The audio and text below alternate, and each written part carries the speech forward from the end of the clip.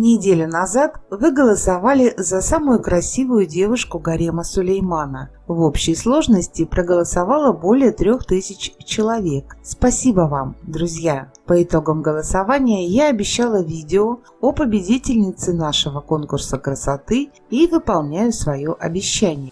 Бесспорным лидером по красоте стала Мерьем Узерли с ее фееричной ролью Хюррем Султан. О самой актрисе я сегодня рассказывать не буду, так как особо ничего нового у Мерьем не произошло. Она все так же красива, молода и успешна, растит 2 дочерей и собирается замуж за отца своего 2-го ребенка. Сейчас актриса живет в большом доме в Турции, снимаясь в новом фильме «Красивая мечта». Помните, я рассказывала в сообществе о том, что Узерли пришла играть роль вместо планируемой ранее актрисы Джулии Робертс. Если вы еще не подписаны на мой канал «Империя», то милости прошу. Здесь вы найдете для себя не только интересные видео, но и узнаете много интересного из нашего сообщества. Итак, что же я вам интересного расскажу о Хюррем Султан? Первое заблуждение в нашей коллекции – не Роксолана. На территориях современных Украины, России и Казахстана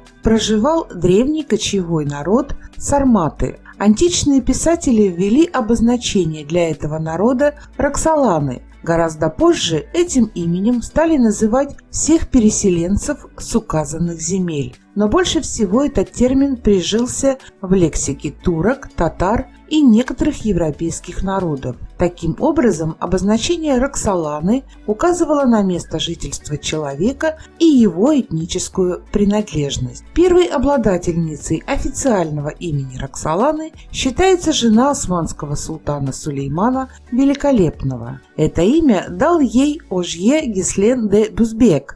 Он был послом римлян в Стамбуле. Однако Хюррем с именем Роксолана не фигурирует ни в одном архивном османском источнике. Его нет и не было, и никогда Хюррем Роксоланою не была.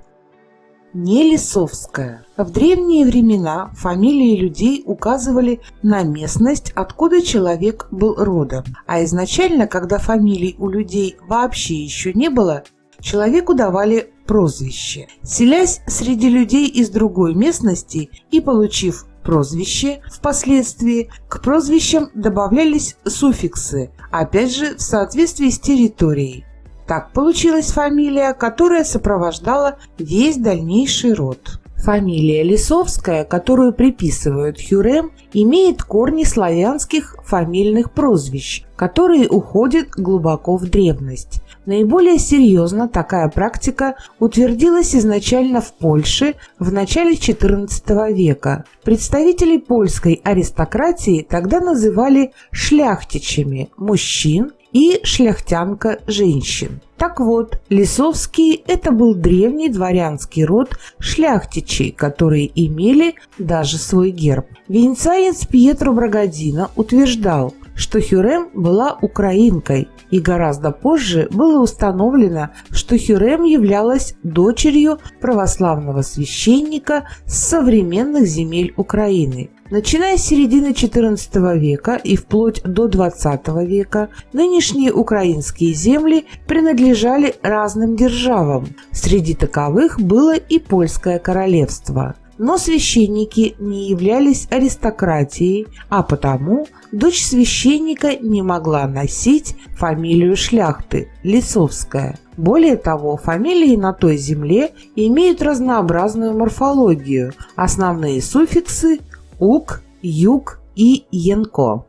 Не неземной красоты. Мы уже с вами не раз слышали, что Хюррем не была красива. Гораздо красивее нее была Махидевран. Но учитывая тот факт, что у султана была 100 наложниц, а он выбрал Хюррем, большинство считают, что Хюррем была неземной красоты. Но это спорно. Один из современников того времени, венецианский посол, писал: «Я видел ее святейшество госпожу Хюррем Султан. Она светловолосая и маленького роста, с уродливым лицом. Здесь можно было бы сказать, что у посла могли быть нарушены представления о красоте, и он всего лишь выразил свое мнение. Однако здесь мы должны обратиться к письмам Хюррем, а всего в архиве дворца Топкапы есть 7 писем, окрашенных стихами султанши. В своих письмах она обращается к султану со словами, такими как «Ваша слабая и бедная наложница» и «Мое уродливое лицо», что говорит нам о том, что сама Хосеки считала себя далеко не красавицей и, скорее всего, действительно была невысокого роста и болезненная. Не кровавая султанша.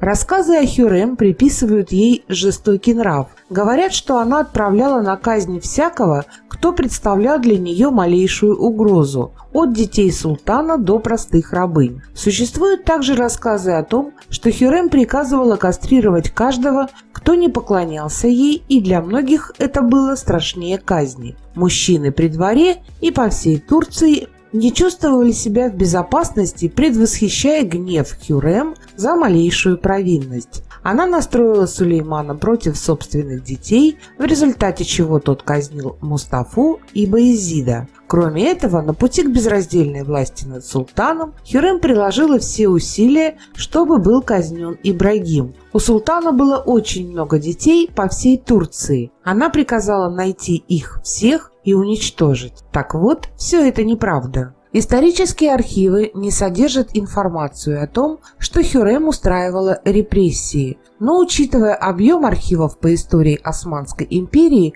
который не осилит еще, наверное, лет 100, реальная картина о том времени переполнена домыслами и догадками. В то время было немало авторов заметок, посланий и писем, которые рассказывали о происходящем в реальном времени. В этих документах Хюррем описывается почтенной женщиной, которая буквально затмила собой всю благотворительность, которую когда-либо вели османские султанши. Школы, больницы, бани и много еще чего бедняки себе могли позволить бесплатно, именно благодаря Хюррем. Причем Хосеки не ограничивалась только Стамбулом, ее благотворительные цели достигали буквально всех уголков Османской империи. Друзья, а что вы знаете о Хюррем? Поделитесь с нами в комментариях.